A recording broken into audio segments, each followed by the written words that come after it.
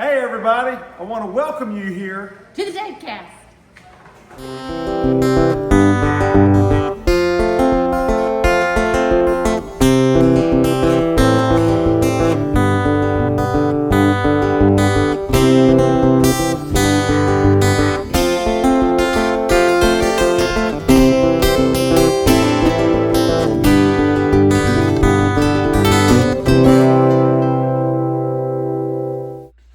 Man, I'm going to tell you something. One of the most fascinating guys I've sat and talked with recently is this good friend of mine named Mike Kullenberg.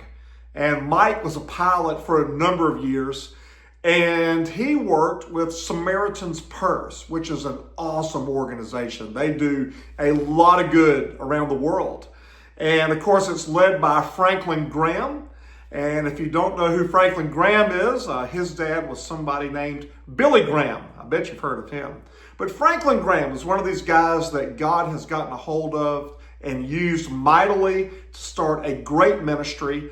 And that ministry is called Samaritan's Purse. And my good buddy, Mike Kullenberg, was on the inside of that and got to be a part of it, got to see it make a really cool difference. So I thought it'd be neat for Mike to come on and just share some of his experiences. So I hope you enjoyed this. I know I did. And without further ado, I now present to you my talk with my good buddy, Mike Kullenberg. Yeah. So you're the first guy I've had on the show that's a pilot. So what got you into that? What did you have a friend or a family member that was a pilot? No, it's kind of a weird story. I was 2 years into an electrical engineering degree. Yeah. And had no interest in aviation whatsoever. I'm an electronics guy. I mean, you can look at that bench. Yeah. Yeah. You got it. I'm an electronics guy. Still am. But one afternoon I was bored. And I clipped a $5 coupon out of Life magazine for your first flying lesson. And I went to the airport and got with an instructor, and it was 20 minutes. And in that 20 minutes of flying around in an airplane and landing, I said, this is what I'm going to do for the rest of my life. It took 20 minutes. It took 20 minutes. And you're hooked. I'm hooked. I'm done. So I dropped the double E thing and went to Florida and got my aeronautical engineering degree. Yeah. And been flying airplanes for 50 years since. Wow. So, were you scared the first time you were given control of the plane? No. You just felt this peace about it? Airplanes are the most stable things ever made. Safer than driving, isn't it? Well, it's not only that. It's if you have an airplane trimmed up, even if it doesn't have an autopilot, if it's trimmed correctly, it'll go for hours in a straight line without ever touching it. Really? Because they're so stable. Yeah. Yeah. You see these guys in the movies where the airplane going up and down all over there. He's working hard to make that happen. Right. I mean, that's not how it's not normally like that. No. Airplanes are just really stable. Yeah. So. And I would imagine the technology just gets better every year. Oh yeah. For flying. Yeah. There's some stories in there too, but that's not what we're here for. Yeah. I'd rather talk about flying than anything. But, I got you. So are you still flying any? I haven't. No? I sold my airplane 9 years ago, and I haven't been in the cockpit since. Yeah. Do you miss it? Did it first. Yeah. But we're having such a good time doing the other stuff we're doing that I don't care. I got you. Yeah. As long as you're happy. Yeah. So the thing that I wanted to talk to you about, because you and I were kind of kicking around like, all right, we could talk about so many different things. But man, when you told me about Samaritan's Purse, I just thought that was the coolest thing. And for those who don't know, rather than me say, would you share, first of all, what is Samaritan's Purse and who's affiliated with that? Samaritan's Purse has been around for about 30 years, maybe 40 years. And Franklin Graham, which is Billy's son, who was a wild child, but he came to the Lord in the Middle East, and he fell hard. Yeah. He came to it hard. So Samaritan's Purse does so many different projects. They have the World Health doctors that they put in different places. They do disaster relief work. they're some of the best in the world at Yeah. disaster relief. They have these trailers that take nothing from the community in terms of power or infrastructure or anything, and they can go in and you can work, and you can volunteer to do that kind of work. It's just an amazing amount of stuff that they do. They dig wells in Africa, towns that don't have any water. He runs orphanages in Africa. He runs orphanages in Poland. He runs them in Jordan. They've got stuff going on all over the world. Yeah. And it's all to advance the Christian message and the love of God to all of these people. Yeah. And of course, the thing he's most famous for now is Operation Christmas Child. Right. That thing is just a total amazement to me. Even though I've been involved with it, 20 years ago, that thing has grown to the point that they're doing 7-8 million boxes a year. 7 to 8 million. Million, yeah. Wow. I mean, the logistics of it is just nuts. Yeah. Yeah. So it's such a simple thing. It's a shoebox with stuff that kids need. And the distribution of that is not done by Samaritan's Purse. It's not done by Operation Christmas Child. It's given to the local churches in the country. And yeah, it says Operation Christmas Child on the side of the box, and the Right. boxes say Operation Christmas Child. But who gets the boxes, where it goes, how it's done, is completely controlled by the local churches. Yeah. And that's how it ought to be. I mean, OCC shouldn't be involved in that. You're getting everybody involved. Everybody involved. Yeah. And they don't care about denomination. They don't care where it is. Right. But if you've got children that need to have an introduction to the love of God Yeah. through these boxes, that's the key to it. I have one of the things in flying with Franklin is that I got to see in distributions. I got Yeah. to see the boxes given out. What was that like? Well, the thing that impressed me most was boxes, totally random boxes given to these kids. Yeah. But God's hand directed a box to a kid that needed what was in that box. Right. There is no way that that happened by chance. It happens so often.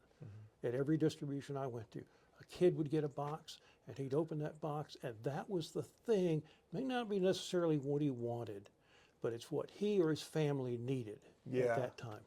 Yeah. And it was just beautiful to see. It was beautiful to see. There's one little girl that they told us she was 2. This was in Nicaragua. They told us she was 2. Well, she looked like she was 5 or 6. She was a huge child. Yeah. In the bed. The family was around her, trying to take care of her. Yeah. And that's how things go in those countries. The family is generally with the child. So she's bedridden. Bedridden, yeah. Wow. And there were some other children that were going, sometimes Franklin will take a bunch of kids from a church that gives a lot of boxes. Well, this one little girl gave this child a box. Yeah. And the box, she opened the box up, and there's a doll, a fuzzy doll. And she takes that doll out and just grins That's all right. grins from ear to ear. Bless her heart. It was just an amazing thing to watch that. Yeah. In other cases, a child would get a box and open it up Yeah. and take the best thing out of the box and give it back. Oh, wow. Yeah. Right. Or Yeah. they look and say, it's like their face says, there's no way all of this stuff is in this box. It's Yeah. for me. Yeah. And it just, it's, I think through OCC, because I was an unchurched person when I went to work for Franklin. Yeah. It took 2.5 years to get me converted. Right. And again, I felt pretty hard. But the experience of seeing the boxes and seeing how much good it did, and how children responded to it, and how children and their parents responded to it. Yeah. That was a big change to me. Really? Yeah.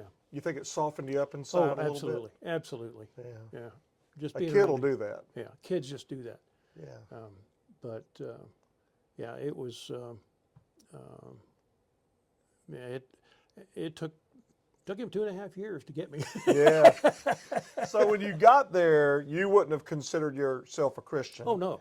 But after working there 2.5 years, Yeah. God Yeah. did something in your life. Well, it's the environment at Operation or at Samaritan's Purse Yeah. is everybody is very obviously happy with their lives, with their spiritual condition, Yeah. with everything about it was uplifting. Right. And he runs an absolutely I don't want to say perfect because nothing ever is, but he runs as close to perfect an operation as he can. Yeah. And the accountability is phenomenal. And from my standpoint as a pilot, I was hired on. He already had a pilot's license, so I was flying. Already had an airplane, was flying it, but he had never had a jet. Franklin. Okay. Yeah, or Samaritan's Purse had never Yeah. had a jet, and he uses airplanes to extend his reach. Yeah. Okay. So this is a ministry tool. It's a ministry tool. Yeah. I mean, in a lot of places it's not, but this is a ministry tool. Yeah, I believe that. When I first started flying with him, I was there for 2 weeks, and in that 2 weeks, which is I was trying to show him how things work. Yeah. We went from Wilkesboro, North Carolina, to Alaska, back to California, Yeah. back to Chicago, I think, and then back to Wilkesboro. Yeah. The next morning, we're crossing the Atlantic to Jordan Wow. and Ethiopia and Nairobi and Uganda. And then by the end of that week and a half, we were back in Wilkesboro. So you're zigzagging all over the He is world. all over the world. Yeah. He is all over the world. Good. You've always been very complimentary of Franklin Graham. You've always been very, very positive. What was it like the first time you meet him? I mean, this is Billy Graham's son. Yeah. Were you? See, that didn't affect, I had no, all I was doing was being the pilot. This is another I'm guy. just another guy. So you didn't feel like starstruck and overwhelmed. No. And maybe that's good that you didn't. And that was, I think, one of the reasons that Franklin and I got along so well is I wasn't bugging him about religion in the cockpit. Yeah. We're sitting there doing our jobs, flying an airplane. Because people might, like me, would have been like, "What was your dad like?" Yeah. Oh, but no, you I weren't. didn't know into that. Yeah, I went into that. Yeah. Yeah. And I don't, being in the business that I was in as a pilot, one of the things you don't do is get into people's personal lives. Boundaries. Got to have boundaries. Yeah. Because they're paying the bill. That's true. So you're very respectful of their personal space. never ask for autographs. Yeah. Never do any of that. And I've flown some pretty famous people, but I don't never do that. Kids drive me nuts. Why did you get an autograph? Well, it's not my business to get an autograph. So. Anyway. And from what I heard you say, he was a pleasure to work with. Oh, he's a great guy. Just a good man. Hard-working man. Yeah. It took the 300, 400 people that were there just to keep up with him. I mean, it was amazing. Yeah. Yeah, he was always had new ideas. Always, how can we make the ministry better? How do we improve the lives of more people? How do we help people more? Right. It was never about him. Yeah. Yeah. Well, that's what I've noticed on the out. You worked on the inside, looking from the outside. Franklin doesn't seem to be about promoting Franklin. Mm-mm. He seems to be about just serving the Lord and blessing people. Yep. What a way to be, man. Yeah, and just a huge generator of good thoughts about who we are as Christians and showing people that by God, the Lord does love them. Yeah. You know, and Yeah. I think that's one of the beauties of Operation Christmas Child. It shows that people, by giving them the box, by making these boxes, are demonstrating the love of God to people who may not even have any idea Right. of what's going on. Right. Yeah, and it's a beautiful thing. Yeah. Yeah, it's a A beautiful. lot of people think that Operation Christmas Child is just something you can do through the church, and obviously the church is a major player. Yeah. But can any group Sure. jump in with OCC? Absolutely, absolutely. Yeah. There are ways. In fact, we have a Build-A-Box site, and anybody can get a Build-A-Box site. It doesn't. I mean, it's just you go on Operation Christmas Child, and sign up to do a Build-A-Box and say, okay, I want to make 50 boxes, and these are electronic boxes. These Yeah. are boxes that you don't have to even do anything. Right. They fill them up for you. Yeah. So you just pay them whatever the money is, and they take care of it. Doing the physical boxes is a lot of fun because you can have parties where you bring a bunch of stuff together, and we'll do that at the church, I'm sure. Yeah. Yeah. Then there's other things that you can volunteer for to do, like go to the distribution center and look at the boxes and make sure there's nothing bad in them and repack them and that sort of thing. In fact, we'll probably do that this year. Yeah. So there's a huge amount of ability to do the work that this requires. Right. And it is a massive, massive operation. Yeah.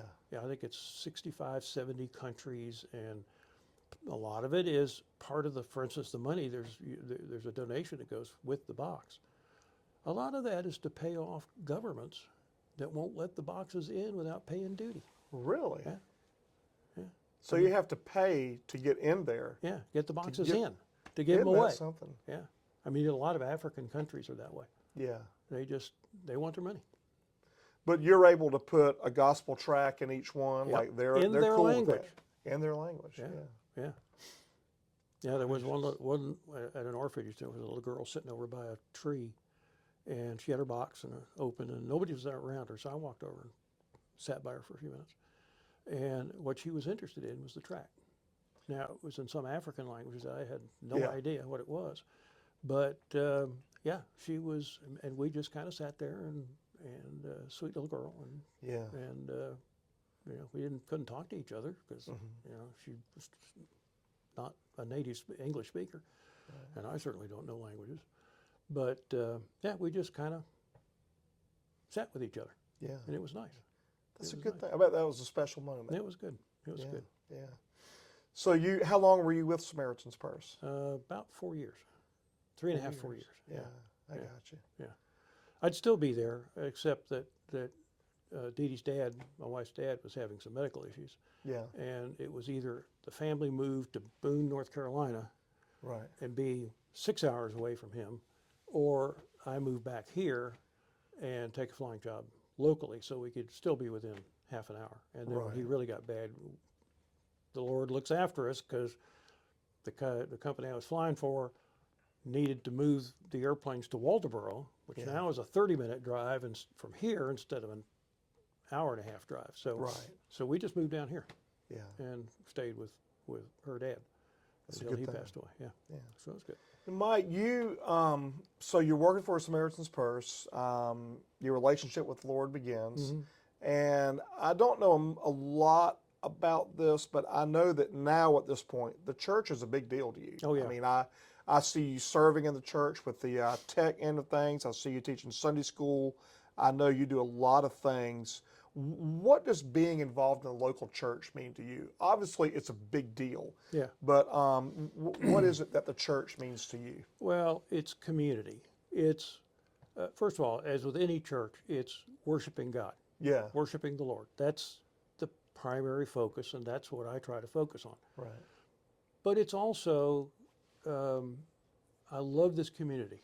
I love the people in this community. They're just good, solid, wonderful people. They are. And they are. You'll find that out Yeah. as you get more involved in this place. They're farmers. Mm-hmm. They're tradesmen, technical people. There's professionals. There's doctors. And everybody gets along. They really do. Yeah. There's a harmonious spirit. Yeah. Yeah. That's what I love about this community. Yeah. I mean, go all over the world. We can still do all that traveling, but at the end of it, I want to be back here. Yeah. This is where I belong. Yeah. And I like being with all of my friends here. Mm-hmm.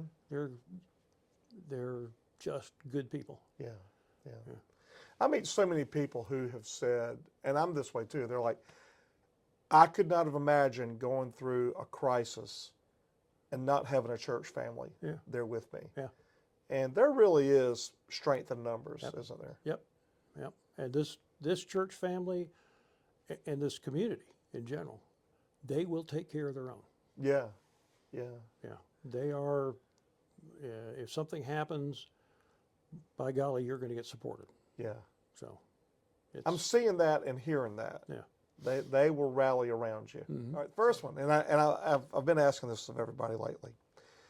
What does Jesus mean to Mike? If somebody asked you, what does Jesus Christ mean to you? What would you say to that? Oh, geez. A lot of things, but I think what that relationship has done is change me from being, and Dee would tell you this, before I came to the Lord, I was kind of a jerk. Mm-hmm. And since then, I find myself, if I can, I have to do it through love. I have to do whatever I'm doing, I have to do it through that lens. Yeah. And that's pretty much what has, it's changed me as a person to be a Christian. Yeah. And I think in absolutely a good way. Yeah. So Jesus has been a change agent in your life. Absolutely. How would you like to be remembered one day? You and I, we're not getting any younger, but good Lord willing, we've got plenty more years left. Yeah. That's the goal anyway. Yeah. But one day, when the Lord looks at us and takes us home, we're going to be remembered. How do you want to be remembered? Ertgu. What? Ertgu. IRTGU. Ertgu. Yep. Okay. Yeah. I may grow old, but I refuse to grow up. So remember a guy that stayed a kid at heart? Yep. That's a good way to be remembered. That's me. Yeah. Well. Peter Pan. Well, man, I just want to thank you. I appreciate you being a good friend to me, and we're just getting started. We're getting started. We just moved in here a month ago, but I look forward to working with you. And thanks for what you did for Samaritan's Purse. Thanks for what you do at the church. And God bless you, my brother. Yep. Appreciate Good deal. You. Yeah. Well All right. done. Well done. Yeah.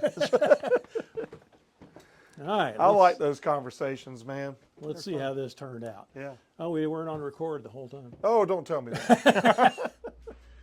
Man, I love that talk. That talk really highlights two awesome things that Jesus does. Number one, Jesus changes people. When he forgives us and saves us, he changes us for the better. He changed Mike into a guy that really values and practices love. And I'll tell you what, he's brought about changes in my life. And if you haven't already said yes to Jesus, let him into your life, because, man, he can change you even more so into something beautiful on the inside. But not only does Jesus change us, Jesus uses us. Notice he used Mike when he was at Samaritan's Purse, and now he's using Mike in different ways today. And you know what? It's an honor to say yes to Jesus and let him change you, and then use you to make a positive impact in the world. I guarantee you have a part on his team. And so say yes to Jesus if you haven't already done it. Let him change you. Let him use you. And I guarantee you, man, that'll be a blessed life. And if you have already said yes to Jesus, keep your eyes on him. And I'll try to do the same thing. Hey, Mike Kullenberg, appreciate you, buddy. You did a really good job. And y'all, thanks for tuning in. Make sure you tune in next week. And until then, keep looking up, keep pushing forward, and stay awesome.